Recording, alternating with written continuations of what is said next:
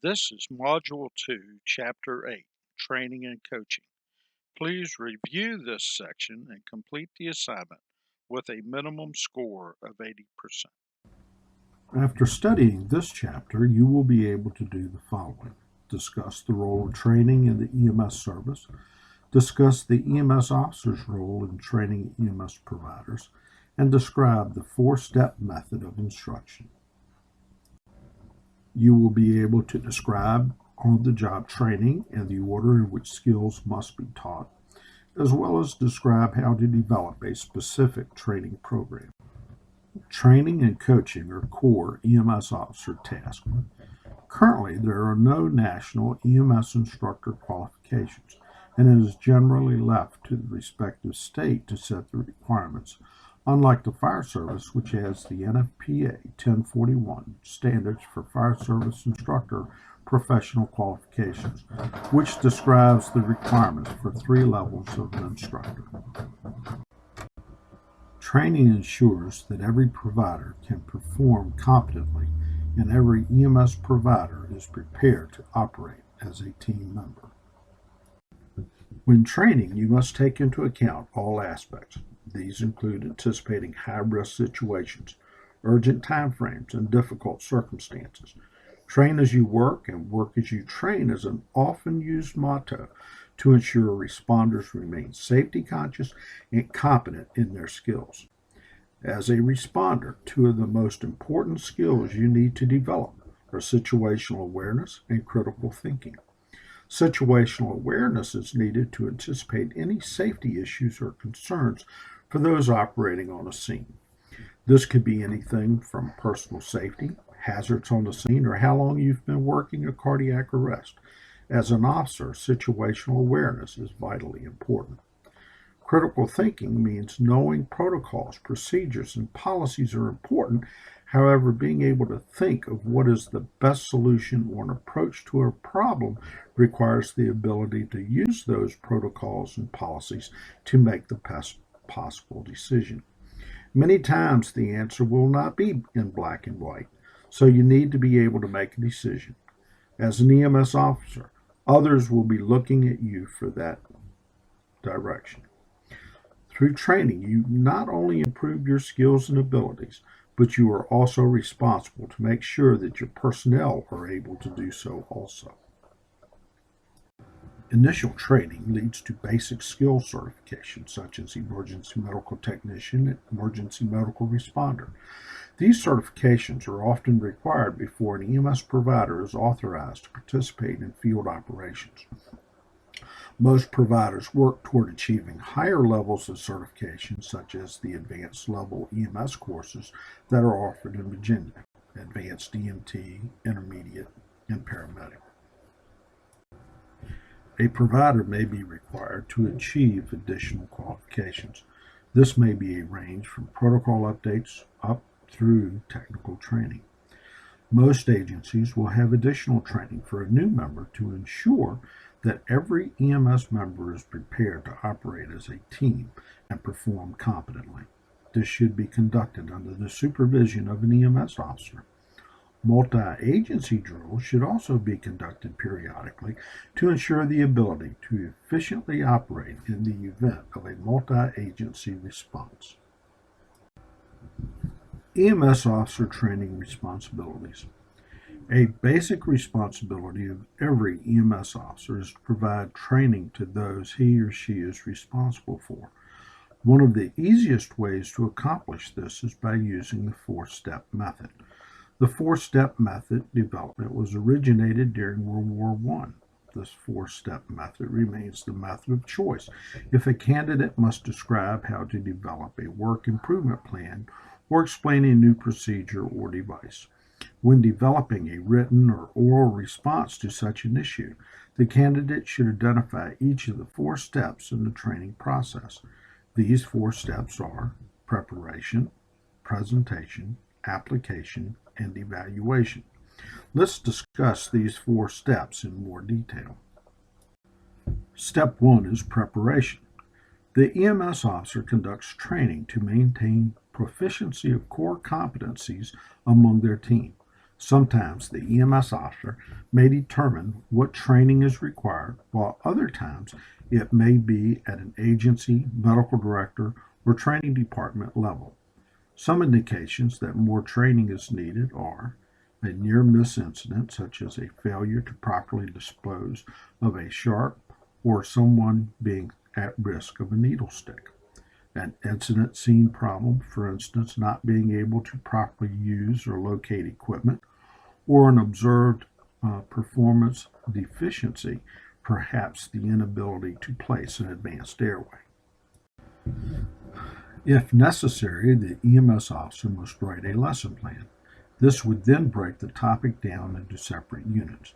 Furthermore, it would show what to teach, in which order, and exactly which procedures to cover. To ensure that the objective is properly covered, the lesson plan or guide should be used to help accomplish this objective. This is a sample of the lesson plan format currently utilized with the Central Shenandoah EMS Council. There are a number of different formats available, and you should use the one that is the most appropriate or required as necessary. Make sure that your learning environment is conducive to adult learning. Things to keep mindful of would include the ability to view the presentation, comfortable seating, comfortable temperature, and lack of distractions such as phones and radios. This may be a challenge when trying to do classes in a station, so it is important to plan ahead to try to create the best possible learning environment. Step 2 is the presentation. The presentation may be in the form of a lecture, hands-on, or a combination of both. Most often, the EMS officer will be teaching or reviewing some type of skill. The EMS officer demonstrates a skill one step at a time. A common approach is to use the whole, part, whole approach. Whole, first show the whole skill without any interruptions, and part is where you break down the skill and show how each step is done. And then you do it as a whole again, where you repeat the skill without any interruptions. Using this approach allows the student to see how the skill should be performed, then breaks it down so that the student can understand how it should be done, and then is shown again so that the student can see how it is supposed to be performed from start to finish as a form of review. Following a lesson plan allows the EMS officer to stay on topic and ensure that each step is properly covered to ensure that your students are able to fully understand the content of the lessons. Step 3 is the application. The next step of the process, the EMS provider demonstrates the task or skill back to the officer or instructor. The EMS officer should provide immediate feedback, whether positive or corrective, as appropriate. Step 4 is the evaluation or test time. This may be a written or practical examination, and sometimes it may involve both. The EMS officer can be sure training has occurred when there is an observable change in the provider's performance. To ensure proficiency of existing skill sets, some agencies have a standard set of evolutions. The EMS officer must invest some training time practicing these skill sets to ensure their proficiency when performing in the field as well as during an instructional session. Some practice sessions should be performed wearing proper PPE to ensure the ability to perform the required skills while utilizing the PPE as required. Imagine having to perform a technical skill such as establishing an advanced airway on a critical patient while in a mask, gown, and eye shields, and having never practiced establishing an advanced airway wearing proper PPE. Mentoring is a developmental relationship in which a more experienced person or mentor helps a less experienced person, referred to as a protege. The unique organization of EMS, where officers function as working supervisors within a high-hazard environment, makes mentoring easy. In EMS, precepting, training new providers is a form of mentoring. Qualities of an effective mentor or preceptor are a desire to help, a current knowledge of the environment, practices, procedures, and policies, and being able to effectively help develop a candidate through coaching, counseling, facilitating, and networking skills. On occasion, the EMS officer is required to provide the initial training for a new or revised skill set. This is often related to a new device or treatment protocol that has been acquired, such as a new type of cardiac monitor. The EMS providers need to become familiar with the new equipment and proficient in its use. Introducing new or revised skills often requires more time than maintaining proficiency of existing skills. The EMS officer should obtain as much information as possible about the device or procedure, especially identifying any safety issues. Lectures or video presentations should not last more than 10 minutes, since the average student loses focus after 15 to 20 minutes. The lecture or video presentation should be followed with practicing the new skills, and this can be accomplished by encouraging adventure, challenge, and competition. The EMS officer works as a coach when providing training. Much like a sports coach, the officer must take the steps to ensure that the team has competence as well as confidence to effectively complete the skills needed. The first step, team members learn the basic skills. Once these basic skills are learned, then the coach works with them to build confidence and competence. Many EMS provider tasks involve psychomotor skill sets. Psychomotor skill levels can be classified into 4 categories. These levels may be described using the following example of a new driver who is required to know from memory every address in their first due area. During the initial phase, the driver knows the main streets and has a basic understanding of how the street grid and numbering system works. The EMS officer has to help by reading the map when responding in subdivisions and office parks. Next is the plateau phase, where the driver can drive to more than 85% of the streets in the agency's response area without assistance from the officer. At this level, the driver is competent. For the latency phase, the driver can remember the route to an area of first due response where the ambulance has not had a response for several months. And finally, we have the mastery phase, where the driver can easily drive to any address in the first due response area and knows at least 2 or 3 alternative routes to each area they are responding to. The driver knows all of the subdivisions. At this level, the driver is confident in his or her knowledge of the first due response area. To bring EMS providers to the mastery level, the EMS officer must work every day to reinforce skills. Many skills are used infrequently and must be practiced because when the time comes that these skills must be used, they must be able to be performed perfectly. Many agencies require that a new member obtain their EMT and CPR certification before responding in the field. EMS officers have a special responsibility when operating with inexperienced EMS providers in training. At the very first meeting with the new trainee, the officer should explain the procedures in the station.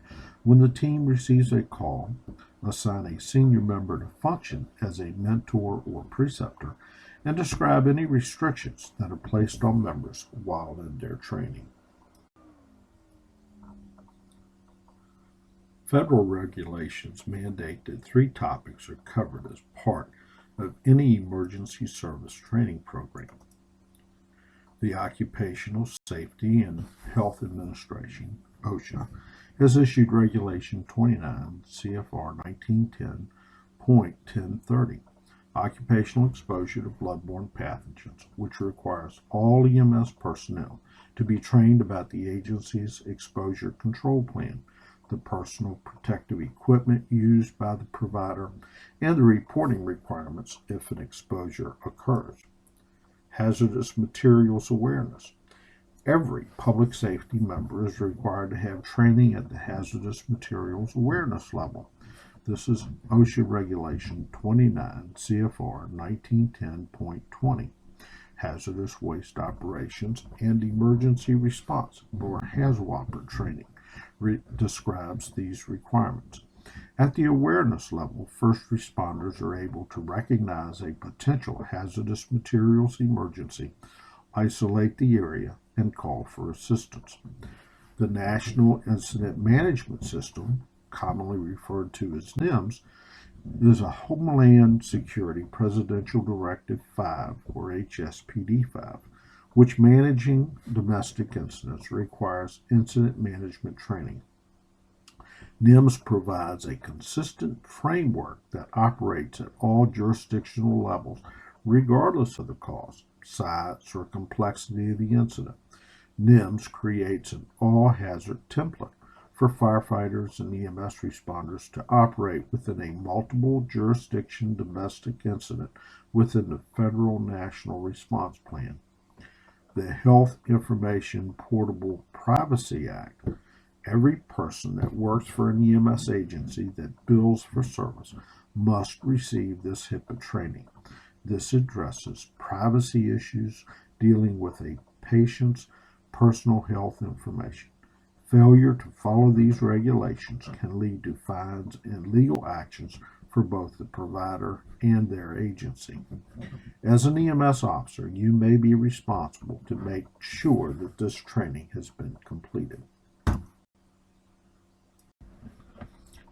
EMS workers will find themselves in all kinds of situations, many of which can produce a high hazard to their safety. For example, while operating on the scene of a structure fire, EMS providers will be providing a number of potentially hazardous duties. In the rehab area, assessing firefighters for injuries, heat-related emergencies, or chemical exposures. When receiving rescued victims, what injuries can they have or toxic substance on their persons that may present a hazard to the EMS providers helping them. With injured firefighters, we have the extensive PPE and any potentially toxic substances which they may have been exposed to. This goes along directly for Mayday and RIT support. When a Mayday is called, what other actions may be looked over when all attention is being focused on the Mayday? During day-to-day calls, we must always ensure we continue to practice the proper precautions. When operating at the scene of a motor vehicle crash, there is an increased risk of injury due to broken glass, twisted and cut metal, and even passing traffic. During an extrication, providers must remain aware of their surroundings, maintain situational awareness, and prevent tunnel vision. Passing traffic, rescue tools, and responding apparatus can all pose additional hazards, especially when tunnel vision does occur. Oftentimes, ground transport units may request a helicopter for patient transport. When this occurs, what additional precautions must be taken? What procedures must be followed? When a BLS provider is assisting an ALS provider, there is an area of limited or unfamiliarity that can occur. Many BLS providers are not fully aware of advanced practices, including sharps containment, which increases the risk of an exposure or injury. However, if proper training and practice is taken, these risks are greatly reduced. The training action plan will assist in ensuring all the required pieces of the puzzle come together in the end. In doing so, the training action plan will include development of training objectives. What is the purpose of the training? What does the student need to take away from this training when it's completed? Is it a skill or an informational objective? Necessary resources and equipment. Once the training objectives are known, what resources and equipment will it take to complete those objectives?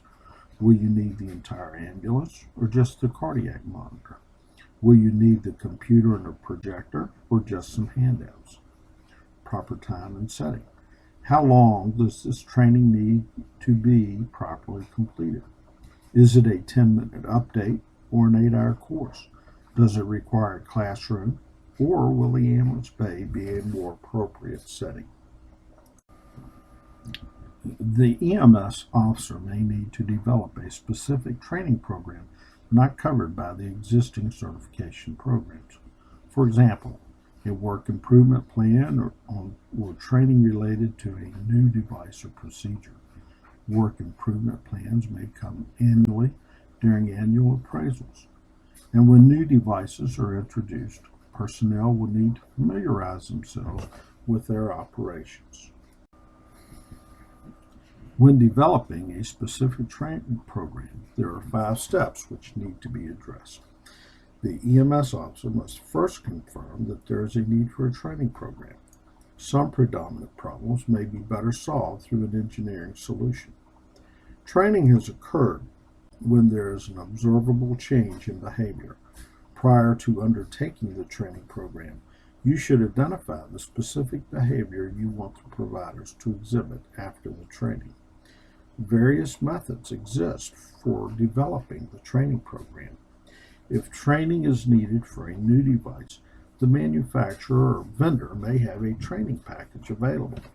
If training is needed for a new procedure, the agency may have a template the EMS officer can use.